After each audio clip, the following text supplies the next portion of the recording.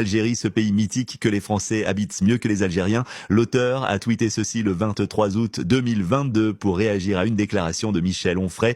On prouverait sans beaucoup de peine que la France n'est plus le centre d'observation où la lumière est la plus vive. Le plus grand philosophe français arrive au bout de ses méandres à penser comme Monsieur Tout-le-Monde. Fin de citation. En France, l'Algérie n'est pas un pays, c'est un décor. Dès qu'il s'agit de l'Algérie, la France sort ses cartes mentales déjà coloriées. FLN, militaire, barbu, repentance, voilà, tout est dit et même redit avec une telle constance qu'on se demande si ce n'est pas écrit sur les murs des rédactions. Un Algérien dans l'imaginaire journalistique français ne se lève pas pour aller travailler, ni pour boire un café, ni pour emmener son fils à l'école. Non, il se lève en soupirant, en enfilant ses babouches révolutionnaires et demande au ciel si aujourd'hui, enfin, la France présentera ses excuses. L'Algérien du 20h français vit dans un éternel roman colonial où rien n'a changé. Michel Onfray, par exemple, philosophe autoproclamé libre, a décidé de mettre son nez dans l'Algérie 3 jours. 3 jours de méditation orientale au cœur du désert existentiel pour écrire un livre sur Camus, et le voilà expert.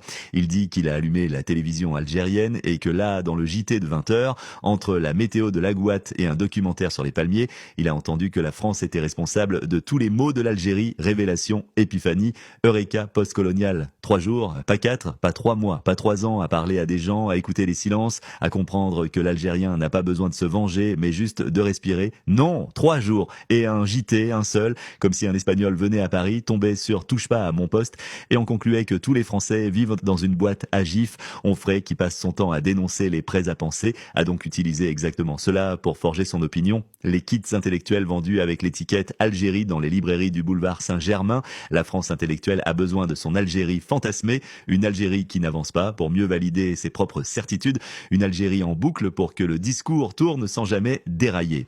Car s'il fallait admettre que l'Algérien pense, doute, crée, critique, aime, change, il faudrait peut-être l'écouter, et ça c'est difficile parce que écouter l'Algérien c'est renoncer au confort du cliché. Alors on continue à publier des tribunes où le FLN et le père Fouettard, les militaires sont des ogres et la société entière une mosquée à ciel ouvert. Et si un jour un philosophe honnête passait plus de 3 jours en Algérie sans chercher Camus dans les cafés, sans attendre que le JT lui donne une ligne de texte, il comprendrait peut-être que l'Algérien est d'abord fatigué d'être réduit à 3 initiales, 2 grades et un verset, fatigué d'être lu à travers le prisme de l'histoire comme si la vie ici n'était qu'un musée, mais cela bien sûr serait trop simple, trop humain. Et surtout, ça ne vendrait pas beaucoup de livres à Paris. Suite de l'article dans l'Algérie, Tafsir Ismail Zanoun, recueil de 99 chroniques, disponible à partir de septembre 2025.